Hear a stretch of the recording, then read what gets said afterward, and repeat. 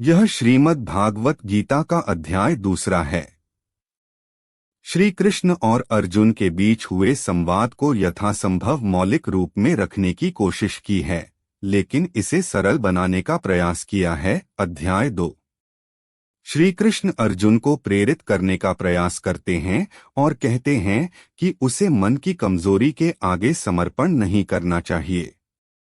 यदि वह ऐसी कमजोरी के सामने समर्पण कर देता है तो उसे स्वर्ग तो नहीं मिलेगा, बल्कि इसके विपरीत उसे अपमान का सामना करना पड़ेगा।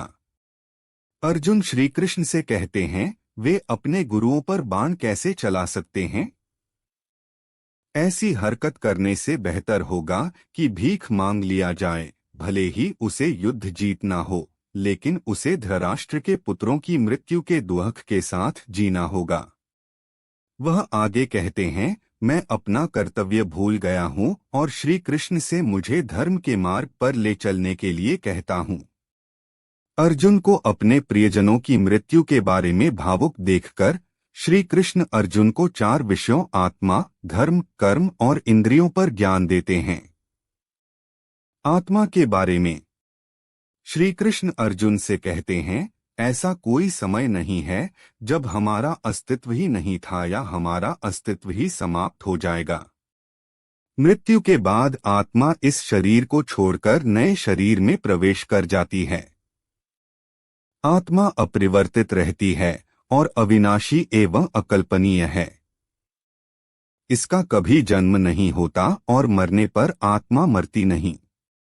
आत्मा को न शस्त्रों से छेदा जा सकता है, न अग्नि से जलाया जा सकता है, न जल से गीला किया जा सकता है और न वायु से सुखाया जा सकता है। अस्त्र, अग्नि, जल और वायु से शरीर मूलतः प्रभावित होता है, परंतु आत्मा है टी। और यदि अर्जुन यह भी मानता है कि आत्मा जन्मती है और मरती है, तो भी उसे शोक नहीं करना चाहिए, क्योंकि जिसने भी जन्म लिया है उसे एक न एक दिन मरना ही है। धर्म के बारे में श्री कृष्ण अर्जुन को एक योद्धा, क्षत्रिय के रूप में उनकी जिम्मेदारी के बारे में याद दिलाते हैं और कहते हैं कि उन्हें धर्म, धार्मिक और नैतिक कर्तव्य के लिए लड़ना चाहिए।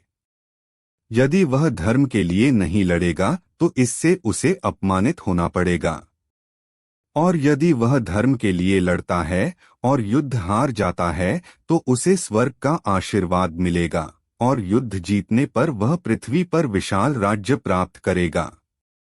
कर्म के बारे में श्री कृष्ण ने अर्जुन से कहा कि वह अपने कर्मों के फल के बारे में सोचे बिना युद्ध करे और उसे सुख या दुख, हानि या लाभ, जीत या हार के बारे में नहीं सोचना चाहिए। जब कोई व्यक्ति ऐसे मार्ग पर चलता है तो वह निडर और एकाग्रचित्त हो जाता है और उसकी बुद्धि भ्रष्ट नहीं होती। सही शिक्षा वाले लोग वेदों में बहुत अधिक तल्लीन हैं, क्योंकि वे स्वर्ग, अच्छे जीवन, इंद्रियों की संतुष्टि और प्रसिद्धि की प्राप्ति की तलाश में हैं। लेकिन ऐसा करने से भगवान के प्रति भक्ति नहीं बनती है और इसलिए वह अर्जुन से वेदों में वर्णित 3 गुणों, सात्विक, राजसिक और तामसिक, से ऊपर उठने के लिए कहते हैं। श्री कृष्ण आगे कहते हैं, अर्जुन को कर्म करने का अधिकार है, परंतु कर्म के फल पर उसका कोई अधिकार नहीं है। जब कोई कार्य सफलता या असफलता का विचार किए बिना किया जाता है तो उसे योग कहा जाता है, और योग ही मनुष्य को जन्म और मृत्यु के चक्र से मुक्त कराता है। इंद्रियों के बारे में श्री कृष्ण कहते हैं, इंद्रियां बहुत शक्तिशाली होती हैं और इंद्रियों से संबंधित विषयों पर लगातार विचार करने से व्यक्ति में इच्छा पैदा होती है, जो आगे चलकर क्रोध की ओर ले जाती है। क्रोध से मोह उत्पन्न होता है, मोह से मोह उत्पन्न होता है और मोह से बुद्धि नष्ट हो जाती है।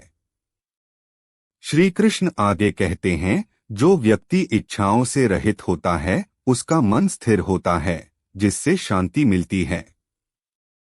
सुख और दुख इंद्रियों की इच्छाओं से उत्पन्न होते हैं। जो व्यक्ति सुख और दुख से अप्रभावित है, जो भय और क्रोध से मुक्त है, जो इच्छाओं से रहित है और जो अहंकार से रहित है, केवल वही व्यक्ति शांति प्राप्त कर सकता है। ऐसी योग अवस्था में शरीर त्यागने पर व्यक्ति भगवान के धाम को प्राप्त कर सकता है। इसलिए श्री कृष्ण अर्जुन से अपनी इंद्रियों पर नियंत्रण पाने के